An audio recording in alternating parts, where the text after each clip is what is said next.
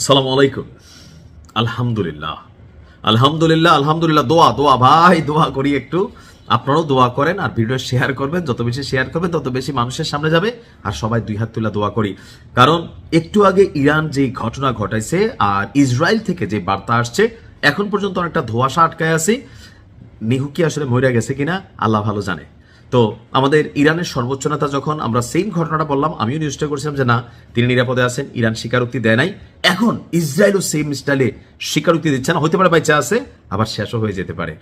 দর্শক, ইসরায়েলি প্রধানমন্ত্রীর কার্যালয় এবং ইসরায়েলি বিমান বাহিনীর কমান্ডারের যে কার্যালয়, সেই অবস্থানগুলোতে ইরানের যে সামরিক ভান্ডারে থাকা ওয়ান অ্যান্ড অনলি ব্লুটুথ ক্ষেপণাস্ত্র খাইবার মিসাইল বিদ্যুৎ গতিতে চলে, তো সে খাইবার মিসাইল দিয়ে আঘাত করেছে আপনার ইরান, আর এতে ব্যাপক ক্ষতিগ্রস্ত হয়েছে তথ্য সামনে এসেছে।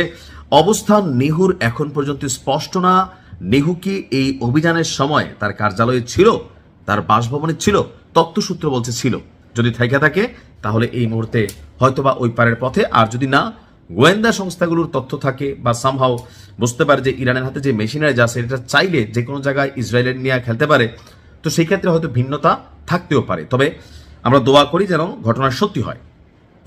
ইরানের সংবাদ সংস্থা তাসনিম নিউজ বলছে, লক্ষ্যভিত্তিক এবং আকস্মিক এই হামলার কথা ঘোষণা দিয়েছে বিপ্লবী গার্ড বাহিনী। অর্থাৎ তারা বলছে যে সুনির্দিষ্ট টার্গেট করে আমরা অভিযান চালাবো। খেয়াল আছে, আমি আজকে একটা নিউজ দিয়েছিলাম না জানি কালকে, যে বড় একটা ঘটনা ঘটতে যাচ্ছে, ব্যাপক প্রস্তুতি নিয়েছে ইরান। প্রতিবেদনে বলছে এই অভিযানের পর নেতানিয়াহুর পরিণতি এখন অনিশ্চয়তার মেঘে আচ্ছন্ন। আর এই ঘটনার পর ইসরায়েলের পক্ষ থেকে এখন পর্যন্ত আনুষ্ঠানিকভাবে কোনো রকম মন্তব্য করা হয়নি। দর্শক, তাসনিম নিউজ বলছে এ পর্যন্ত ইরান, ইসরায়েল এবং যুক্তরাষ্ট্রের আঞ্চলিক ঘাঁটিগুলোর বিরুদ্ধে ড্রোন ও ক্ষেপণাস্ত্র হামলার 10টি ধাপ সম্পন্ন হয়েছে। এখন ইরানের দাবি, ইসরায়েলি প্রধানমন্ত্রীর যে কার্যালয়, সেই কার্যালয়ে তাদের মিসাইল টার্গেট করেছে, হিট করেছে, এমনকি তার যে বাসভবন সেখানেও একযোগে চালানো হয়েছে। কিছু মনে পড়তেছে না? এটা খেয়াল করেন তো। গতকালকে যখন গত পরশুদিন আমাদের সর্বোচ্চ নেতাকে শাহাদাত করানো হলো, তো এখানে একটা কৌশল অবলম্বন করা হয়েছিল। কৌশলটা কি ছিল?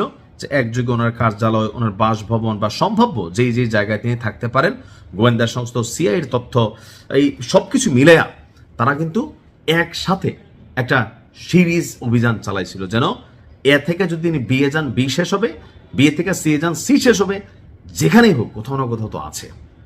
এখন এই বান্দার জন্য আমি আল্লাহর কাছে দোয়া করি, আল্লাহ যেন গরিবদের, আমাদের নিপীড়িত মানুষদের দোয়া কবুল করে এবং কি তাকে আল্লাহ যেন ওই পারে নিয়ে আনে। তো এখন পর্যন্ত ঘটনা নিয়ে নানান বক্তব্য আছে। ইসরায়েল মুখে কুলু পেটে রাখছে। আন্তর্জাতিক কিছু গণমাধ্যম বলছে যে নিহু কার্যালয়ে ছিল, কেউ বলছেন বাসভবনে ছিল, কেউ বলছেন যে রেস্টে ছিল, কেউ বলছে যে বাংকারে ছিল, কেউ বলছে শেষ আলহামদুলিল্লাহ, কেউ বলছে না এখনো শিওর হওয়ার নাই, আমরা ছবি দেখি নাই। আবার এআই দিয়ে অনেক এডিট করা ছবি ভিডিও ভাইরাল হয়ে গেছে, কিন্তু এআই দিয়ে এগুলা অরিজিনালি আমি যতক্ষণ পর্যন্ত আপনাদেরকে নিউজটা না দিচ্ছি, অথবা যারা আন্তর্জাতিক গণমাধ্যম অথেন্টিক তাদেরকে ফলো না করবেন, সো এই ব্যাপারে শতভাগ নিশ্চিত হয়ে কোনো কিছু বলা যাচ্ছে না। বাট ঘটনা যে ঘটছে, শুকরান। আসসালামু আলাইকুম।